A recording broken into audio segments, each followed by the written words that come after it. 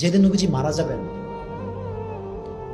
আসমান থেকে ফেরেশতা আসছে, জিবরাইল আলাইহিস সালাম এসে বলছে, আসসালামু আলাইকা ইয়া রাহমাতাল লিল আলামিন। হে নবী, আপনার উপর সালাম। আল্লাহ আমাকে পাঠিয়েছেন এটা জিজ্ঞেস করার জন্য যে হে নবী, আপনি কেমন আছেন? আপনি কেমন আছেন নবী?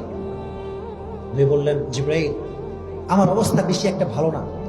জ্বরে আমার অবস্থা প্রচন্ড খারাপ, পুরো মাথায় ব্যথা, জ্বরে আমি ডান কাত বাম কাত হতে পারছি না। এবার মালাকুল মউত বাইরে দাঁড়ায় আছে। জিবরাইল বললেন, ইয়া রাসূলুল্লাহ, আজকে আপনার দরবারে এমন একজন ফেরেশতা এসেছে যে কখনো কোনোদিনও কোনো দরবারে আসার জন্য অনুমতি চায় না, কিন্তু আপনি এমন একজন ব্যক্তি যার কাছে আসার পূর্বে সে অনুমতি চায়।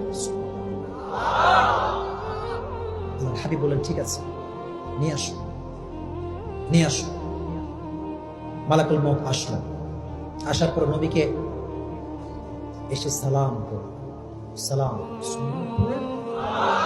মালাকুল মউত সালাম করছে, আর মালাকুল মউত বলছে, ইয়া রাসূলুল্লাহ, আপনি হচ্ছেন পৃথিবীতে সর্বপ্রথম ব্যক্তি। আমি from beginning to the last, Adam থেকে নিয়ে শুরু করে সব মানুষের রূহ আমি কবজ করেছি, কিন্তু কাউকে আমি সালাম দেই নাই। আপনি প্রথম ব্যক্তি যাকে আমি এসে সালাম পেশ করেছি। সুবহানাল্লাহ।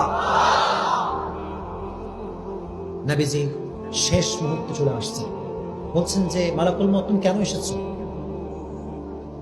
মালাকুল মউত বলে, ইয়া রাসূলুল্লাহ, আল্লাহ আমাকে আদেশ দিয়েছেন যে আমার নবীকে আমার কাছে নিয়ে এসো। তবে নবীকে আগে জিজ্ঞেস করবা যে নবী, আপনি কি যেতে চান নাকি চান না? যদি যেতে না চান, আপনাকে আমি রেখে আল্লাহর কাছে চলে যাব।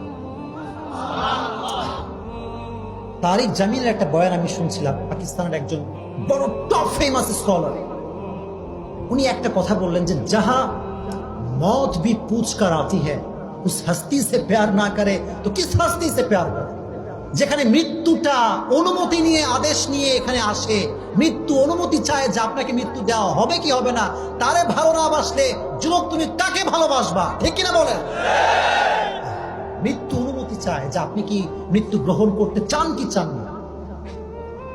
এবার আল্লাহর হাবিব বললেন যে আমি যদি বলি যে আমি চাই না, তুমি কি করবা?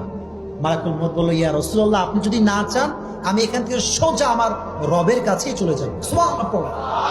এবার জিবরাইল ডাক দিয়ে বলছে, ইয়া রাসূলুল্লাহ, ইয়া হাবিবাল্লাহ, আল্লাহ আপনার সাক্ষাতের অপেক্ষা করছে। আল্লাহু আকবার।